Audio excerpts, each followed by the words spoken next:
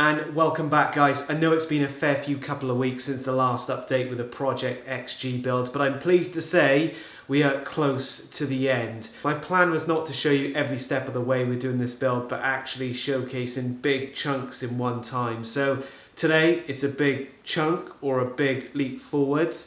So without further ado, let's switch to my GoPro cam and I can show you exactly where we are.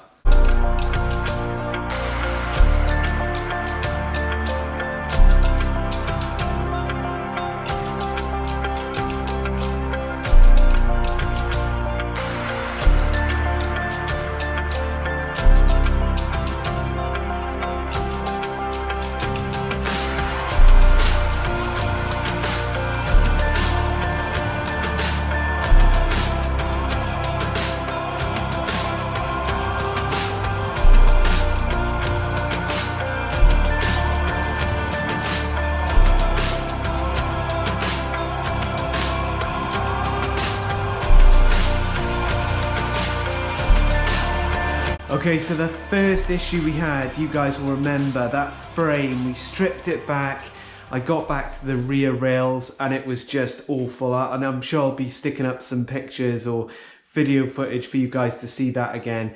But we stripped the engine out, took everything apart, and the frame went to the powder coaters, and as you can see, it is absolutely looking incredible. I chopped the struts, as you saw in one of the other vlogs as well, and rounded that off, so it's got a really nice look. Then, whilst I'm here, on Sportster Sickness UK, I saw this Roughcraft seats going, second hand. This is the exact seat I wanted to go for, and it was gonna fit and suit this build really well. Looks quite hipster if I'm really honest.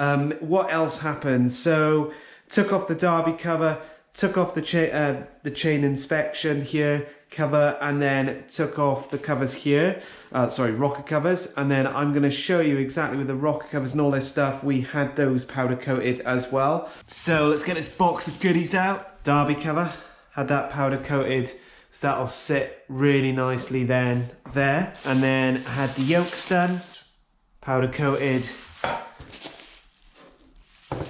and the side stand that was chrome before, but now everything's going down that matte black look, which I'm loving, to be fair. And then chain inspection cover and the creme de la creme, the rockers then. So that'll sit, wait there, get us the right way round. So that'll look really nice on the bike. So really happy with those. Other things that I did as well, if you guys remember, we had that custom kind of peg work going on. I decided to take it all off. It wasn't really my thing. Obviously, I always appreciate custom work like that, but I wanted to go back to stock. So again, on Sportster Sickness, always a good place to buy stuff. I bought some mid pegs for around 100 quid, secondhand Harley Davidson originals as well, so not any copies, and you know, it's up to you if you want to buy stuff like that. But again, had them powder coated, so they're all matte black, so suiting that theme of the bike, looking pretty nice. Other parts then for the powder coat was the swing arm. So I deliberately haven't opened this yet because I just want to keep it covered until it goes on. But again, it's just this bike, I just cannot wait till it's all done. Okay, so the other thing that I focused on, and I'm just going to push this around to demonstrate, was the wheel. Get over there, you. So when I had the wheels, they were in a right manky state, to say the least. So I took them to basically a wheel builder, proper old school chap, about 40 odd miles from me, really knew his stuff. Does a lot of the wheels for Ward's Harley Davidson and all that jazz.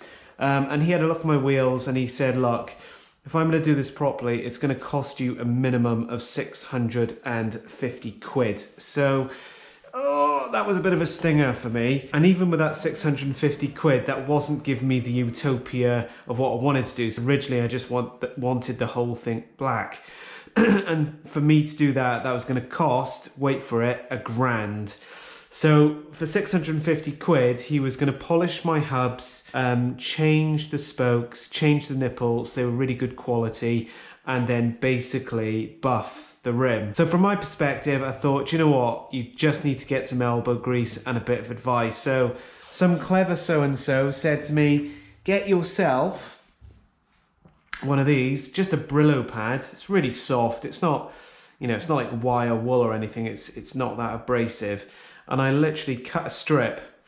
And then what I did, and guys, this took a bit of time, and total I think it was around three hours, so quite a bit of work. I went around each nipple and took off all the rust on each nipple, going down each spoke to eventually it all basically came off. And then all I did was get some chrome clean and shine, and then I rubbed it on each nipple again, each spoke, and then I went over and over it until it came out really nice as it is now, as you can see. And then what I did with the hub, it's a bit, you know, the condition is still a little bit worn, shall I say, but again, just went over it, had that polish in, took my time, and I did that for the front and rear wheel. So I'm really happy with that. In total, all it cost me was 3 hours of my own time rather than 650 quid. So for the last part, it was all about the rear fender and getting that scrambler stroke, for me, motocross look right. And the only fender I could see was from Limitless Custom. So it's fiberglass, it's made in a mold, and it's exactly that. So I was really pleased with it in terms of the shape. It feels pretty good for what it is. And all I need to do is put some holes in and then simply mount it up like so. And then I'll get this sprayed as well. So it'll really finish that unique look off, in my opinion. Okay, so what we're gonna do now, the idea is to get rid of all these bolts that are really manky, and anyway, they're all chrome, and then replace them for some nice black bolts then. I'm just going to change the primary cover today because I've ordered new seals, so the derby cover and chain inspection as well. And there's lots of other seals coming as well. So, you know, not that but the actual seals that anyway, let's just crack on with this. So without further ado, let's get into the Diamond Box range. And I don't know if you guys have noticed as well, but I've got a new lift. So this is one of the reasons why the build was a bit slow, because I was messing about too much with deciding on which lift I wanted. But super happy. It's called the Big Blue. It's a British made lift. Been going for years. And let me know if you guys want that link, and I'll drop it in the comments box below. Okay, so there's that bolt. Change it. And then you can see the difference. Let's just pop it in. And it's easy to do it. Just go one in, one out. Sorry, other way around. One out, one in. Can't go far wrong. I will obviously torque them up to the right torque, but for demo purposes, just want to show you what this is going to look like. So what I'll do, I'll fast forward and show you what they all look like. In 3, 2, 1.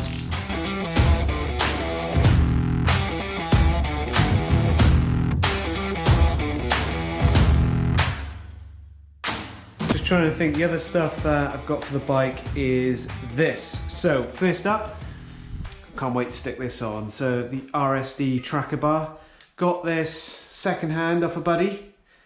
Pretty good buy, and that'll be looking nice when that's all up there at the front end like so. And then to complement the front end, I have, now I bought these on offer, so they weren't that price, 52 quid, they were much cheaper than that. So they'll go in the top of the forks. So I won't have the 2-inch extension tube plugs. I'll just have these, which will be the standard size but all blacked out. And then for the stem, I'll have that as the cover then. So that'll be all blacked up at the top, and then the forks will be blacked out, blah, blah, blah.